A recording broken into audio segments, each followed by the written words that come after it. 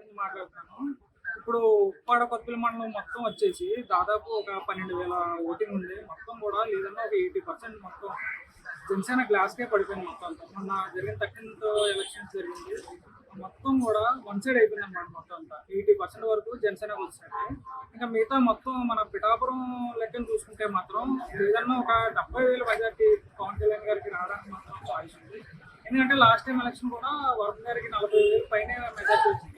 అది ఇప్పుడు లెక్కేసుకుంటే ఆ 40,000 ప్లస్ ఈయనకి వచ్చింది కూడా దగ్గర దగ్గర 70,000 పైనే ఉంటుంది కానీ కిందకైతే ఉండదు. మ్యాక్సిమం 70,000 అయితే ఓటింగ్ జనసేన గ్లాస్కి అయితే వచ్చేస్తుంది. అండ్ జూన్ 4వ తారీఖు కూడా ఉప్పాడే కాదు పిఠాపురం నియోజకవర్గం మొత్తం కూడా ఆ రోజు మాత్రం ఒక సునామీ లాగా ఒక తుఫాన్ లాగా ఏర్పడడం అయితే జరుగుతుంది. ఎందుకంటే జనసైనికులందరూ కూడా హెచ్చరిస్తున్నాము.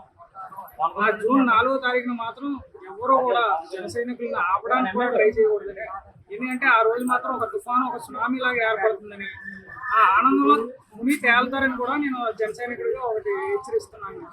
ఎందుకంటే ఆ ఆనందాన్ని ఎవరు కూడా ఆపలేదు, పోలీసులు కాదు కదా ఎవరు కూడా ఆపలేదు. జూన్ 4వ తారీఖున మాత్రం 1,00,000 ఖర్చు అయినా పర్లేదు, 1,00,000